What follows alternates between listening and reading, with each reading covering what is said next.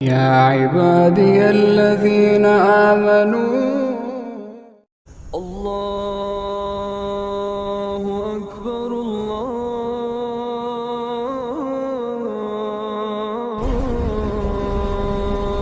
اکبر۔ السلام علیکم۔ آج ہم بات کریں گے ایک ایسے شخص کی جس کی تلوار نے سامراجیوں کو ہلا دیا، جس کی قلم نے قانون لکھے جو آج بھی دنیا کو روشن کرتے ہیں۔ وہ تھے حضرت عمر ابن الخطاب۔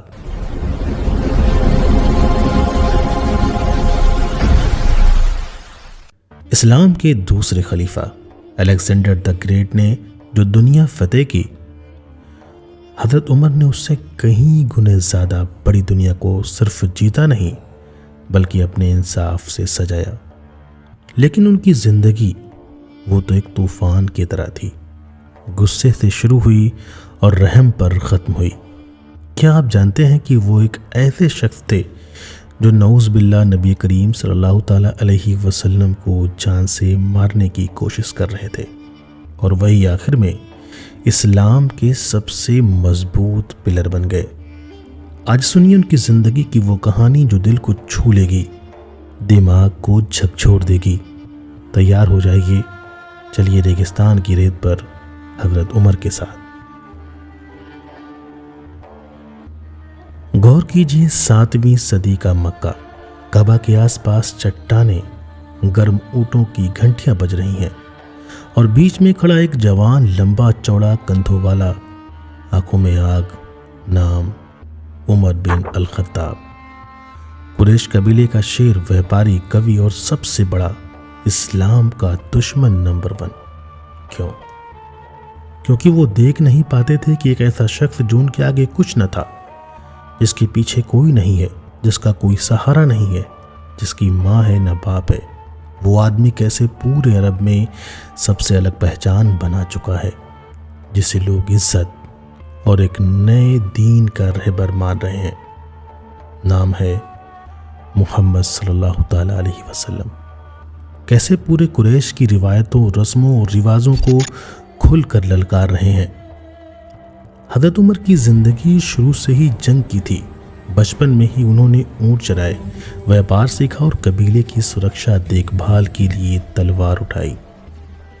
لیکن دوستوں، عمر کا غصہ وہ تو آگ کا گولا تھا۔ ایک بار تو انہوں نے کسی کو اتنا پیٹا کہ لوگ ڈرنے لگے، لیکن یہی غصہ تھا جو انہیں بنا دے گا ایک نیائے کا پہاڑ، ایک انصاف کا پہاڑ۔ سوال ہے کہ یہ آگ کیسے بجھی؟ کیسے ایک دشمن اسلام کا محافظ بن گیا، نبی کریم صلی اللہ تعالیٰ علیہ وسلم کا سب سے خاص دوست بن گیا؟ رکیے، وہ مومنٹ آ رہا ہے جو اتہاس بدل دے گا۔ یہ تھا سال 1616۔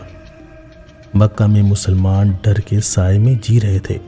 عمر غصے میں لال گھر سے نکلے، ہاتھ میں تلوار، مقصد تھا نبی صلی اللہ تعالیٰ علیہ وسلم کا نعوذ باللہ قتل، اسلام کو ختم کر دینے کا ارادہ۔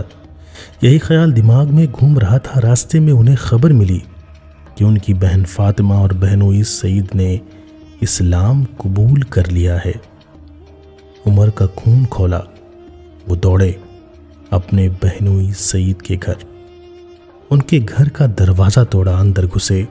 بہن ڈر کی وجہ سے سہم گئی، بہن رونے لگی، بہنوئی چھپ گئے۔ عمر چلائے اور بولے، کیا پڑھ رہے ہو؟ پھر وہ پل، فاطمہ جو حضرت عمر کی بہن تھی، انہوں نے ہمت سے کہا، ہاں سنو تو صحیح، ہم اللہ کو مانتے ہیں اور محمد صلی اللہ تعالیٰ علیہ وسلم پر یقین رکھتے ہیں۔ آپ چاہیں تو ہماری جان لے سکتے ہیں، مگر ہم اپنے ایمان سے نہیں ہٹ سکتے۔ تب حضرت عمر نے اپنی بہن کی طرف دیکھا اور بولے، لاؤ اچھا وہ آیت سناؤ جو تم پڑھ رہی تھی۔ ان کی بہن نے سورہ طٰہٰ پڑھنا شروع کیا۔ عمر کی آنکھیں کالی ہو گئیں، لیکن وہ الفاظ جیسے تیر بن کر سیدھے دل میں اتر گئے۔ حضرت عمر نے کہا، کیا خوبصورت کلام ہے۔